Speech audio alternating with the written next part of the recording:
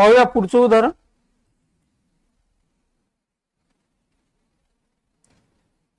एका व्यक्तीने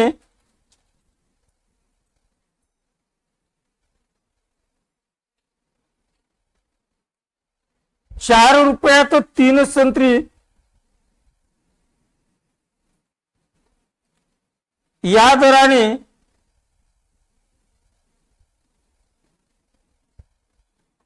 काही संत्री खरेदी केले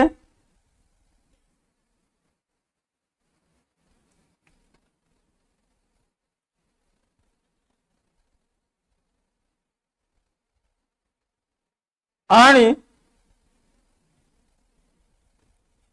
₹3 2 संत्री या दराने विक्री केले तर त्याला शेकडा नफा किती होईल?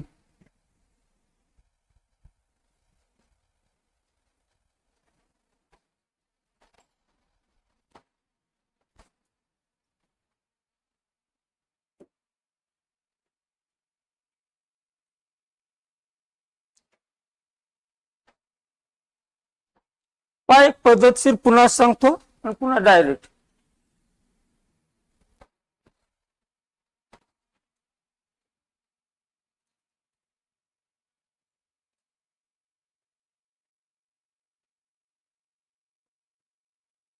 आपल्याला 3 संत्री ₹4 खरेदी केल्यात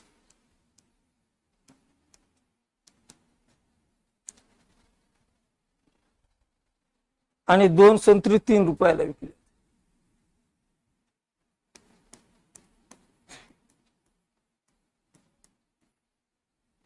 विक्री केली.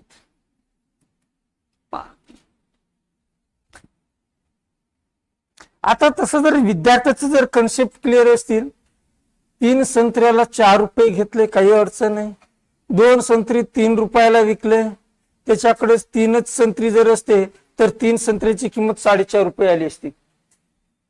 2 संत्र्याला ₹3 म्हणजे एक संत्री ₹1.5, 3 संत्र्याचे ₹4.5 आले असते. ₹4 50 पैशाचा नफा झाला असता, म्हणजे ₹4 0.5 नफा. 100 किती असं केलं तरी चालतं, ज्याचा दशांश अपूर्णांक क्लिअर आहे अशासाठी. जर दशांश अपूर्णांक क्लिअर नसेल तर काय करायचं पहा, हे जे संत्री आहेत किंवा ज्या काही वस्तू आहेत, वस्तूचा लसावी काढा. याचा अर्थ 3 चा 2 चा लसावी म्हणजे 3 2 6, हे तरी कळेल ना. 6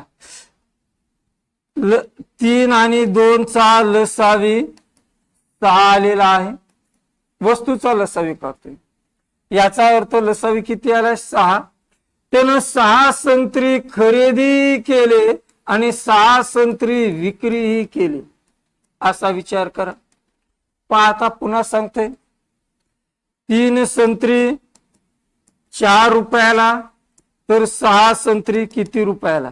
3 च्या दुप्पट 6, 4 च्या दुप्पट ₹8. नाही लक्षात आलं, 6 गुणिले 4 भागिले 3 म्हणजे एकूण किती रुपये लागले? ₹8. कोणती किंमत आली? खरेदी काढली. पुन्हा 2 संत्री, हे पहिलं झालं. पुन्हा दुसरं, 2 संत्री ₹3 विक्री करतोय. 6 संत्री घेतलेत, 6 संत्री किती रुपयाला? 2 च्या 3 पट 6, 3 च्या 3 पट 9.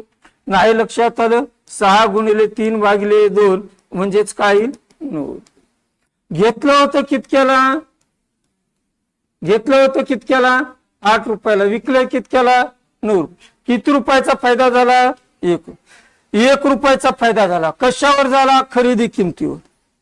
शेकडा म्हणजेच किती?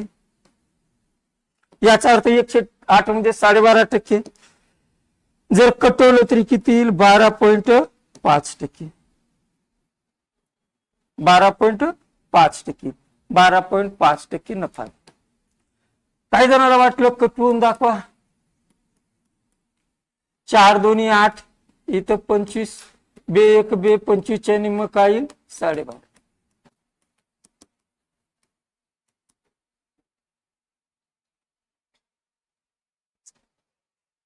ही पद्धतशीर मांडणी. कोण्या लेकराचा जर कन्सेप्ट क्लिअर असेल तर तो काय करेल, 3 रुपयामध्ये 4 संत्री खरेदी केले आणि 3च संत्री विकले. 2 संत्री 3 रुपयाला विकले, 3च्या 3 संत्री विकली तर 4.5 रुपये येतील. कारण एक संत्री किती रुपयाला विकायला लागले, 1.5 रुपयाला. 3च्या 3 संत्री विकले तर 4.5 रुपये येतील. घ्यायला लागले 4 रुपये, 4.5 रुपये म्हणजे 0.5 रुपयाचा नफा झाला, शेकडा नफा किती. दशांशच्या पुढे एक अंक इथे कटतो, हे असं करतो. हे शून्य कटलं, बे 2 4 बे 5 10 5 5 25 भागिले 2 म्हणजेच किती टक्के नफा, 12.5%. ही कळना गेले, नका कळू द्या. हे मांडायला अवघड वाटू द्या. आता पुन्हा वेगळ्या पद्धतीने अगोदरच्या पद्धतीने सांगतोय.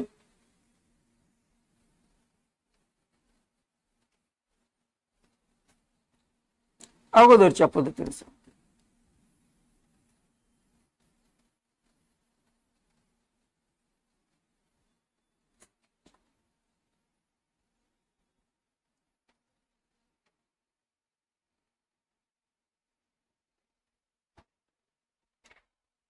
आपल्याला नफा विचारले,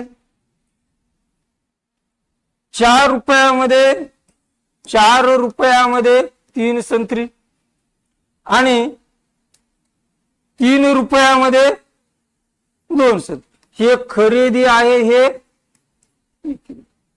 रुपयेवर लिहिलेत मी.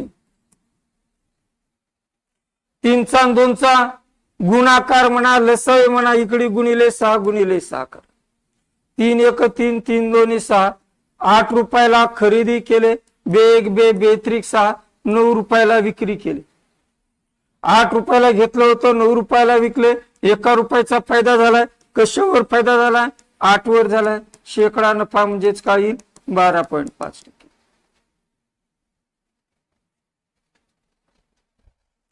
फक्त रुपयेवर लिहिलेत मी. याचा लसावे काढलाय, कळच नाही गेलं तर याचा दोघाचा गुणाकार करून इथे लिहा, काही फरक पडत नाही.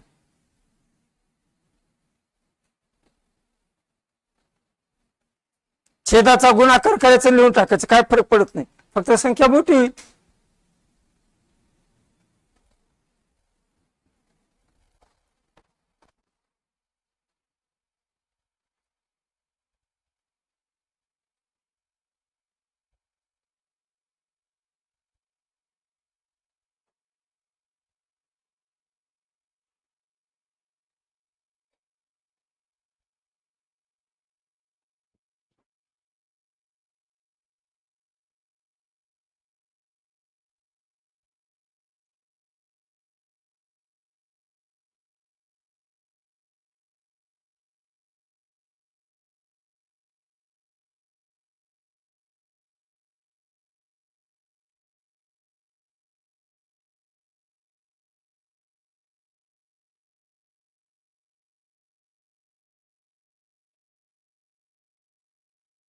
पाहूया आपण पुढचे उदाहरण.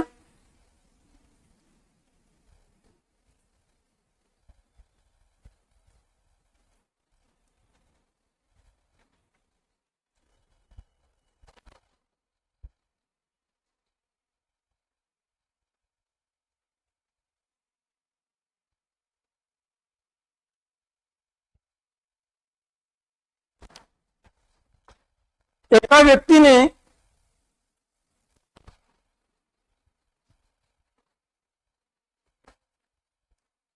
8 रुपयात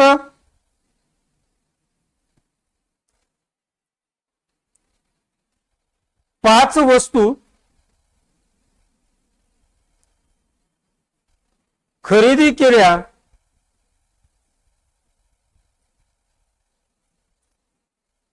आणि त्या 7 रुपयात 4 वस्तू विक्री केल्या.